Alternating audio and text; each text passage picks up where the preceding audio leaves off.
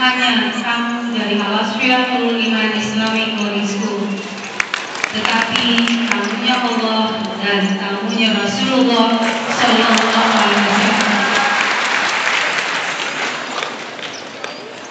Umi menikah dengan Abah lebih dari 23 tahun. Umi pertama kali jatuh cinta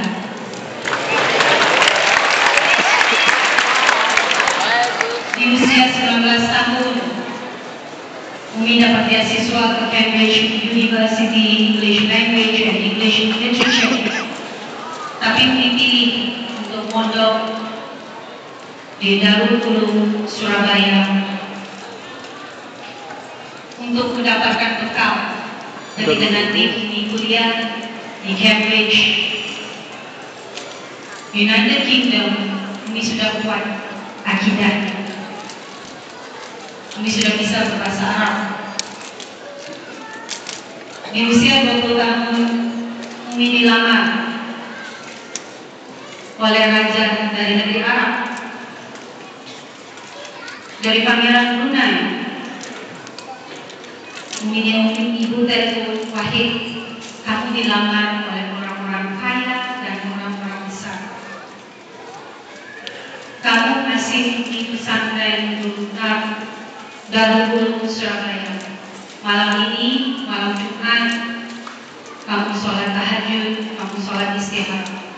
Pilih di antara orang-orang hebat dan kaya ini.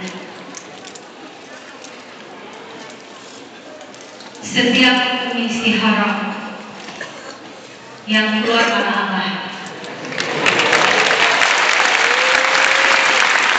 3 kali Umi istihara, 3 kali Umi mimpi menikah dengan Abah pakai baju putih yang sangat-sangat sederhana, dan kami nikah jauh dari tempat kelahiran Umi di Singapura. Umi heran kenapa Abah ada di dalam istikharahnya Umi, padahal yang Umi diminta istikharah itu bukan Abah, tetapi pangeran dan raja dari Arab Saudi dan juga dari Brunei. Akhirnya Umi ketemu Abah. Umi bilang, Abah, Umi mimpi seperti ini. Terus Abah bilang, saya juga harus istikharah. Ketika Abah istihara, Abah disuruh menikah dengan Umi.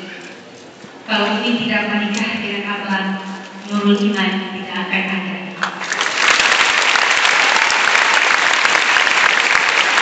Sebelum Umi menikah dengan Abah, Umi orang yang sangat materialistik. Umi tidak pernah berpikir untuk menikah. Yang Umi pikir hanya mencari uang yang banyak, punya apartemen yang mewah yang harganya di atas $10 juta, punya mobil Ferrari.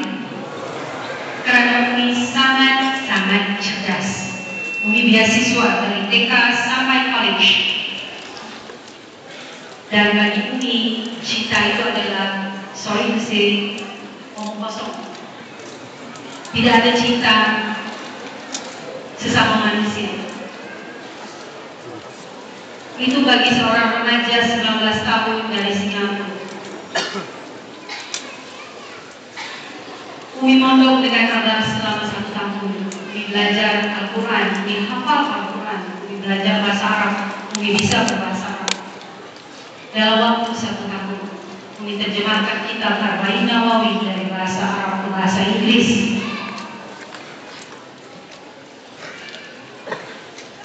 Ketika Umi menikah dengan Abah, Umi diusir dari negara Umi karena ayah Umi sangat marah. Kamu masih muda, cantik, pintar. Kenapa kamu menikah dengan orang laki-laki yang sudah tua, yang lebih tua dari ayah kamu sendiri, sudah punya istri 2 dan anak 12. Kamu cantik, kamu bisa dapat siapa saja.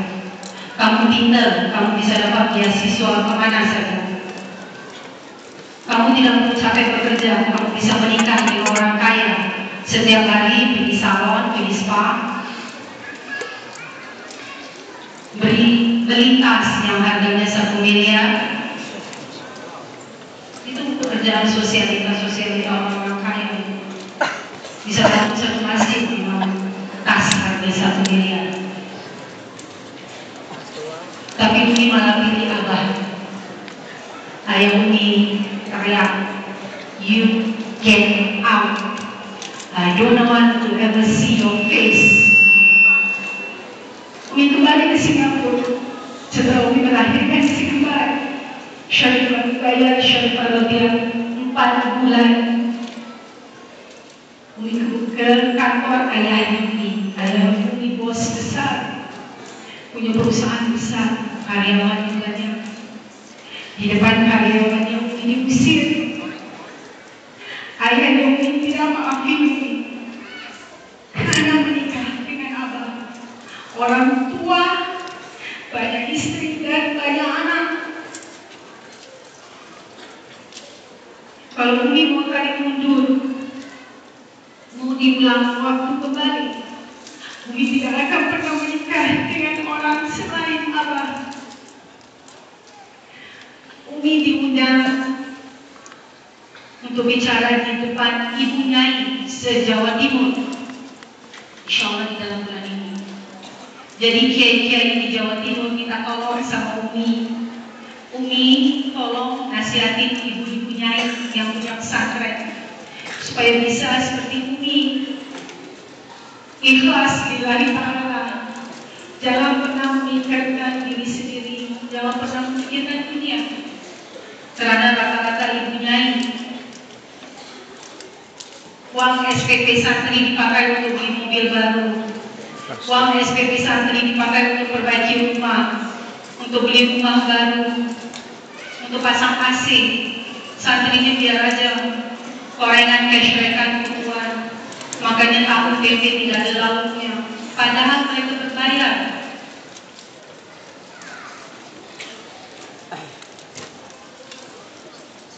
Bagi Umi,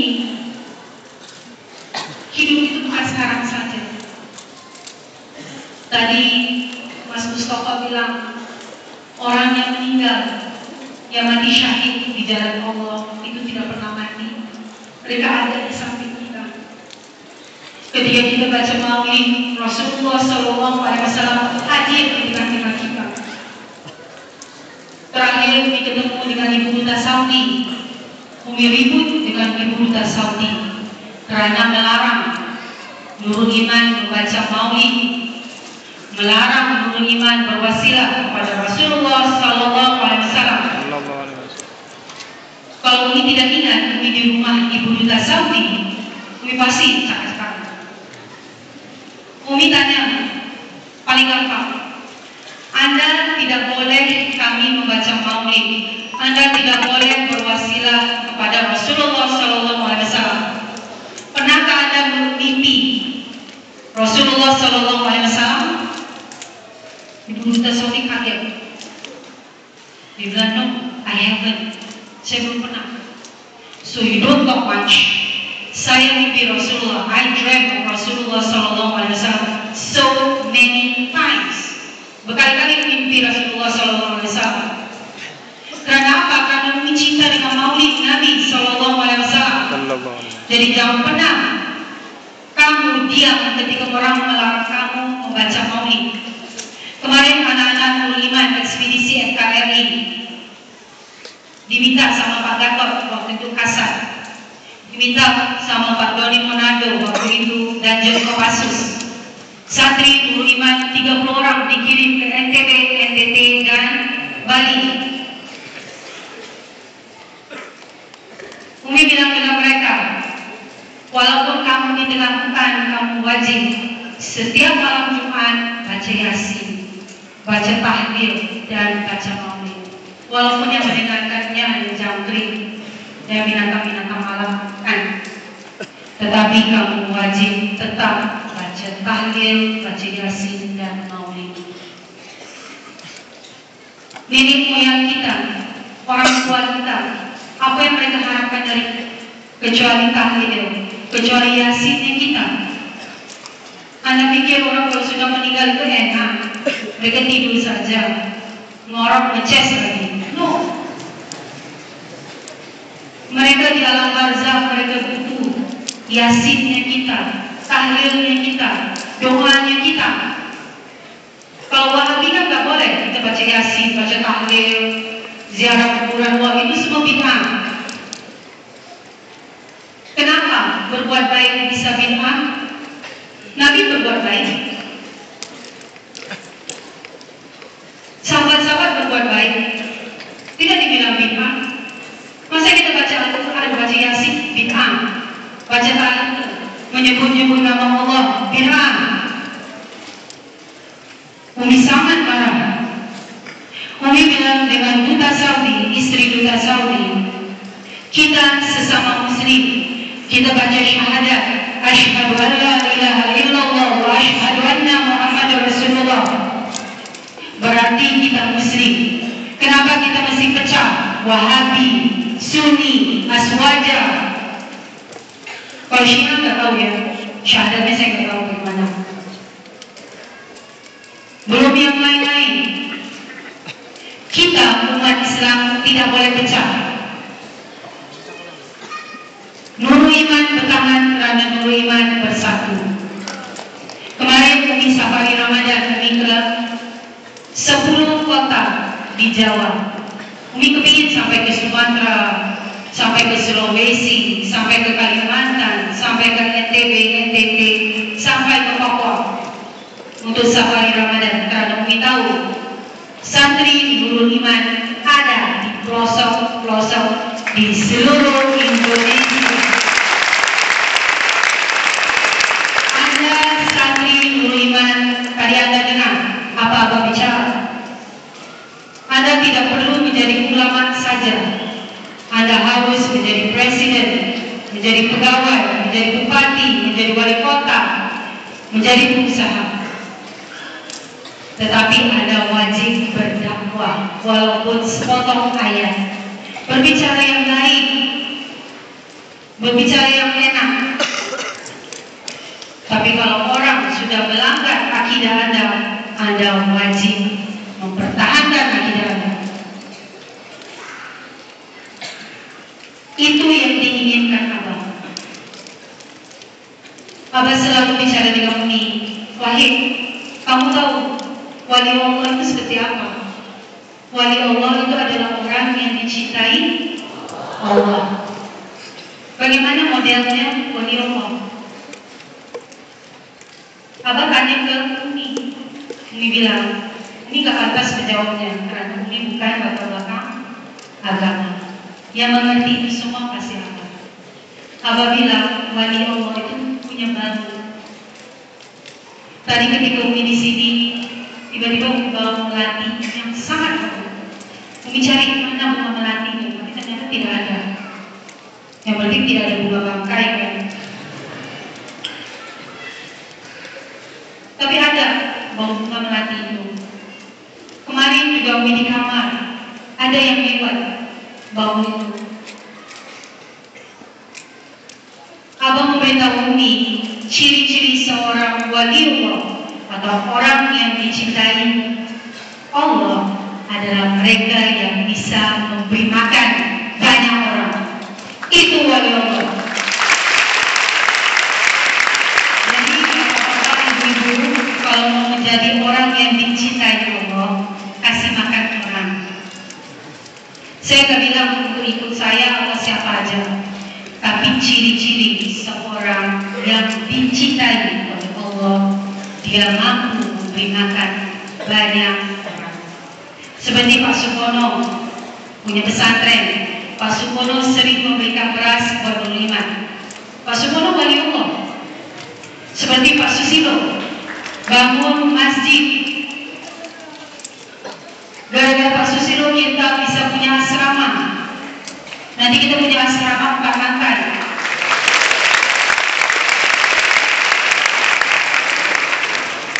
Dan Pak Susilo sering memberikan beras buat Nurul Iman. Berarti beliau wali Allah. Jadi Anda mau disayangi Allah, dicintai Allah, beri makan orang yang banyak.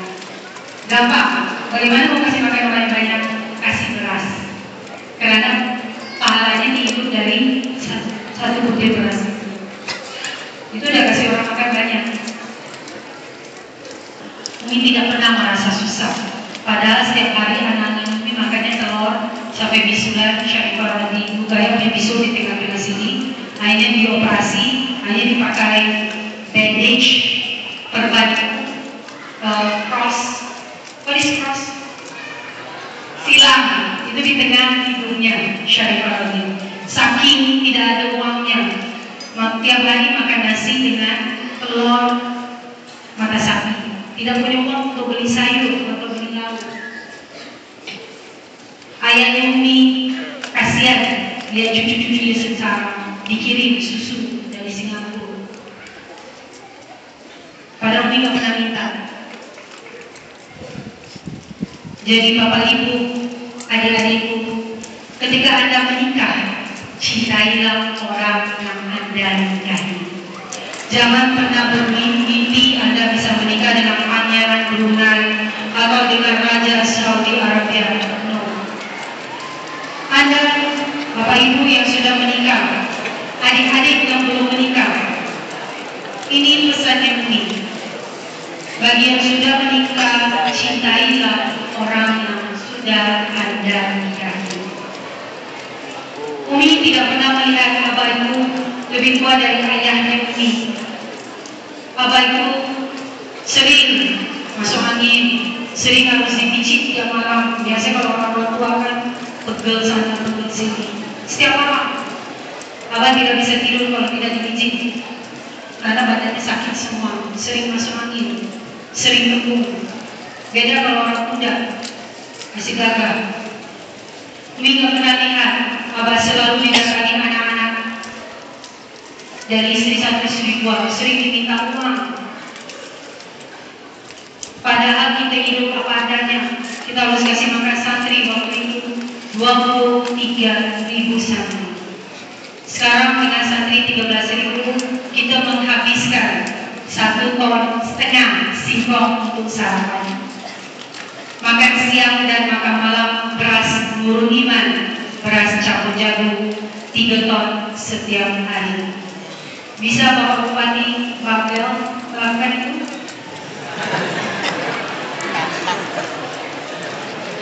Ketika abah meninggal, santri 23 miliar 7 ton beras setiap hari. Dengan harga beras 1 kilo 7.000. Jadi setiap hari Umi harus menyiapkan uang 49 juta hanya untuk nasi. Belum tahu tempe atau yang lain. Tetapi jika Anda mau menjadi waliullah, Anda harus berkorban. Anak-anak yang belum menikah, Anda harus ingat, hidup itu untuk berdakwah. Jangan menikah kalau Anda belum merasa cukup iman dan takwa Anda. Bukan cukup deposito di bank atau cukup no. Ketika seseorang itu menikah, rezeki itu akan ada. Tetapi sebelum Anda menikah, perkuatkan iman dan takwa Anda. Umi masih gadis, masih remaja. Umi bisa semuanya. Umi olahragawati, Umi bisa tarian, semua Umi bisa. Ketika 19 tahun, alhamdulillah Umi mendapat hidayah. Umi ketemu dengan Allah. Umi masuk pesantren. Iman dan takwa Umi sudah kuat. Sebab itu Umi berani menikah dengan Allah. Ketika Umi hamil si kembar Syarifah Rugaya dan Syarifah Radia, kami tidak punya uang untuk ke bidan, bukan dokter ya, bidannya kami tidak punya uang. Uang itu hanya 10.000 untuk makan. Terakhir kali sudah hamil 7 bulan, abang punya uang. Pahit, saya punya uang 10.000. Yuk kita ke bidan ya. Kasihan kamu gak pernah diperiksa. Ke bidan menggunakan corong. Ternyata bayinya berdiri. Dan bidan tidak tahu Umi hamil anak kembar karena tidak USG, tidak punya uang untuk USG. Bidan bilang 7 bulan bayi sudah harus kepalanya dibawa. Besok ibu bawa guita yang panjang. Perut ibu akan diikat dan bayi itu akan dipaksa muter supaya tidak operasi. Karena bidan itu bilang, saya tahu ibu tidak punya uang untuk operasi. Bayi Sunsang harus dioperasi. Umi pulang. Besok abang bilang, Wahid, kita harus cari uang untuk beli gurita. Saya bilang, Umi bilang dengan abang, gak apa-apa. Insya Allah Maha mengetahui. Habis asar, Umi mesti kembali ke dokter ke bidan untuk diputar bayi tersebut. Sebelum sholat asar, Umi hafal Quran, Umi baca maulid. Karena Umi sendiri, orang tua Umi sudah usir Umi. Umi tidak punya saudara, Umi tidak punya teman, Umi tidak punya keluarga. Umi di Surabaya, jauh dari Singapura. Umi baca maulid dari awal sampai akhir. Umi menangis. Umi bilang kepada Allah, Umi terima apa yang diberikan Allah kepada Umi. Umi yakin Allah Maha melihat. Allah pasti bela Umi. Umi tidak berdosa. Umi bela agama Allah. Selesai baca maulid, abang masuk kamar. Abang bilang, Wahid, yuk kita sholat asar. Nanti kita ke bidan. Saya sudah punya uang untuk beli gurita. Bayinya sudah bisa diputar. Ketika Umi sedang sholat asar, sedang sujud, itu kedengaran abang di depan, Umi di belakang. Itu bunyi krak krak krak krak krak krak krak krak. Abang cepat-cepat selesaikan sholat. Assalamualaikum warahmatullahi wabarakatuh. Assalamualaikum warahmatullahi wabarakatuh. Abang langsung balik. Wahid, itu bunyi perut kamu. Saya ini abang, kok bisa sih bunyi krak krak krak gitu? Kamu bisa bayangkan? Abang takut sekali. Wahid, yuk kita ke dokter aja. Kenapa perut kamu bisa bunyi seperti itu? Sampai ke bidan, dokter itu cari detak nadi baby. Langsung bidan itu lihat saya, lihat Umi. Bu, diapain itu satu malam? Kenapa? Babynya sudah dibawa kepalanya. Dan bisa bayangkan, yang putar itu bukan satu bayi, tapi 2 bayi kembar. Hanya dengan maulid Nabi SAW. Jadi Umi pesan Bapak Ibu, adik-adik, ketika sedang sedih, ketika sedang putus asa, baca maulid. Nabi itu akan datang. Nabi itu akan membela kita. Jadi jangan pernah orang yang mati syahid, yang mati karena Allah, orang-orang wali Allah itu mati, mereka itu ada. Baca maulid, karena maulid itu bukan hanya memuja-muja Nabi, tetapi berdoa kepada Allah. Ya Allah, bantu kami ya Allah, bela kami ya Allah. Itu maulid Nabi. Jadi kalau orang bilang dengan kamu itu bid'ah, bilang dengan mereka, bid'ah apa sih? Sesuatu yang baru. Nanti kalau ini Umi kasih tahu ya, kalau kamu ketemu dengan orang yang melarang kamu membaca maulid, melarang kamu tahlil, baca yasin, ziarah kuburan karena bid'ah. Ingat ini, bid'ah adalah sesuatu yang baru di dalam agama yang tidak pernah dilakukan oleh Rasulullah SAW. Itu arti dari bid'ah. Jadi kalau ada orang bilang, ya baca maulid bid'ah, tahlil bid'ah, baca yasin bid'ah, ziarah kuburan bid'ah. Siapa bilang Nabi Muhammad tidak ziarah kuburan? Nabi Muhammad ziarah ke kuburan Sayyidina Khadijah. Siapa bilang Nabi Muhammad tidak ziarah ke kuburan? Kalau ada orang bicara seperti itu, Nabi Muhammad ketika Sayyidatina Khadijah meninggal, wafat, Nabi Muhammad ke kuburannya dan menangis. Terus kalau mereka bilang lagi, itu kan sejarahnya aswaja, ahli sunnah wal jamaah. No, itu sejarah benar. Kalau mereka bilang bid'ah, yang lain-lain, kamu harus tahu Al-Quran dijadikan Al-Quran yang tertulis itu di zaman Sayyidina Uthman bin Affan. Kamu harus berani bicara yang benar. Di zaman Rasulullah SAW,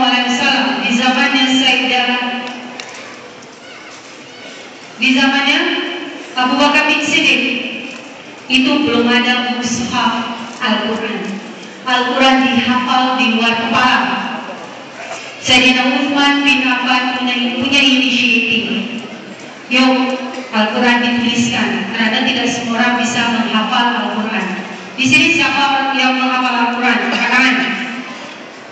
Siapa yang sudah berani mengatakan bahwa dia menghafal 6.666 ayat Al-Quran? Angkat tangan, kami tahu banyak dari kamu yang sudah hafal Al-Quran. Anak putra, angkat tangan. Good. Abang Habib Muhammad? Oke, angkat tangan tinggi. Siapa yang sudah angkat tangan? Ustaz Muhammad belum ya? Keberatan jenggot Ustaz. Awal sebelumnya. Yang putri, angkat tangan. Ustaz yang sudah hafal Quran. Hebat. Kan tidak semua orang bisa menghafal Al-Quran. Jadi Sayyidina Uthman bin Affan punya inisiatif. Yuk kita tulis. Jadi Al-Quran sebenarnya bid'ah, karena tidak ada di zaman Rasulullah SAW. Jadi kamu jangan bilang baca maulid bid'ah, ziarah kuburan bid'ah, baca yasin, baca tahlil semuanya bid'ah. Kalau orang mau berbuat baik, mau berdoa, mau sholat, mau baca yasin, jangan dilarang. Ada dosa besar melarang orang berbuat baik dan beribadah. Itu pesan Umi. Umi dari tadi malam sudah nangis. Bagi Umi, Abah satu-satunya cinta Umi. Jadi bagi sesiapa yang mencintai Umi, kasihan deh loh. Sorry Pak Kris.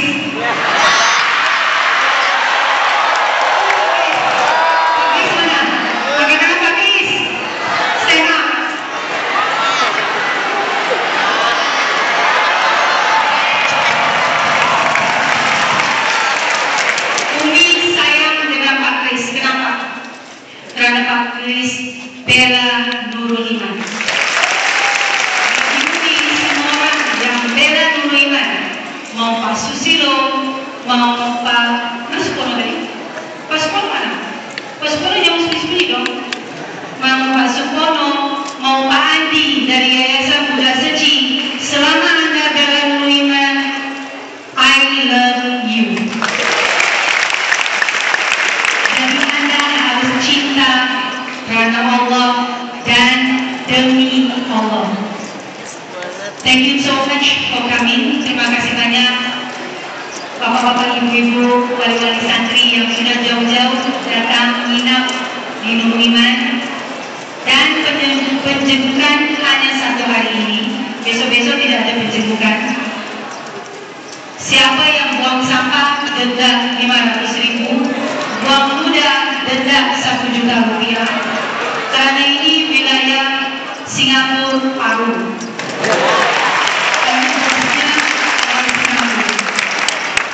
Karena ingat Pak Kris bilang, kalau pimpinannya bisa cantik, bisa bersih, bisa rapi, kok anak-anak santrinya korekan, cashbackan, berbuat dan cantikan dan hidup lagi. Jadi anda-anda yang bikin mana Umi, anda-anda harus seperti Umi, rapi, bersih, harum, bebas korengan dan cashbackan. Sekarang kita akan berkembang karena Abah paling senang makan nasi kuning. Abah selalu bilang dengan Umi, Wahid, Anda ingat ya, Abah itu sudah tahu Abah akan meninggal. Dan Abah bilang dengan Umi, seminggu sebelum Abah sakit, saya akan meninggal di hari Jumat jam 9 pagi. Saya mau diingat bukan di hari kematian saya, tetapi di hari saya dilahirkan. 15 Agustus 1945. Kalau saya tidak dilahirkan di 15 Agustus, Indonesia tidak bisa merdeka. 2 hari kemudian. Kenapa aku bilang seperti itu? 15 Agustus, Dompu NTB dijatuhkan bom oleh Jepang. Ibunya Abah, Syarifah Balkis, lari ke dalam gorong-gorong untuk sembunyi dari bom. Di situ Abah lahir, masih terbungkus ari-arinya. Ketumbannya itu masih terbungkus, dan ketumbannya itu warnanya merah dan putih.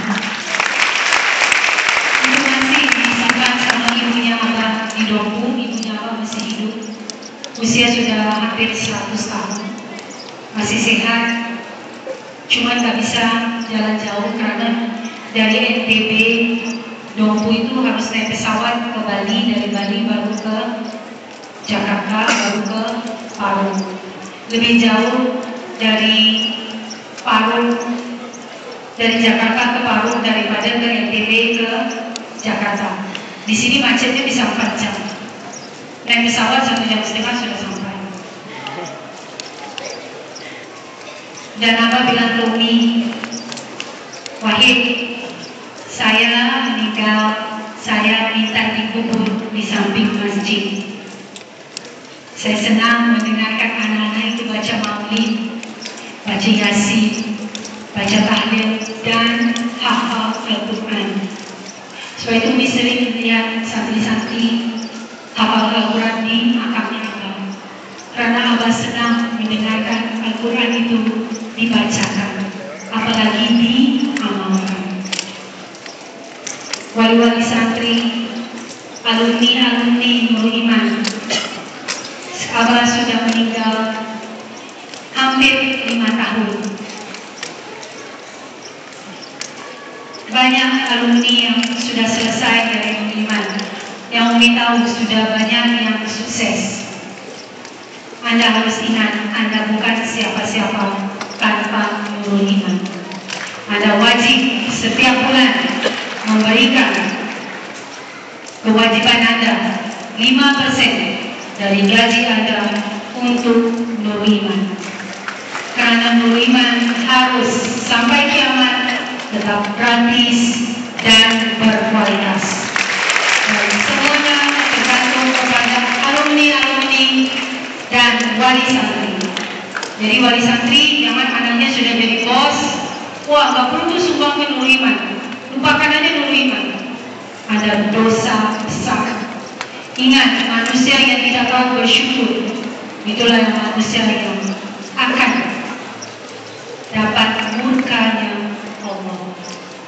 Jadi kita naikkan tumpengnya ke atas, kita potong tumpeng. Tumpeng Umi gak akan bagi-bagikan, karena sebenarnya yang tumpeng Umi buat itu hanya 3. Satu untuk Umi dan kamu-kamu, satu untuk Banak, dan satu untuk Bani. Tapi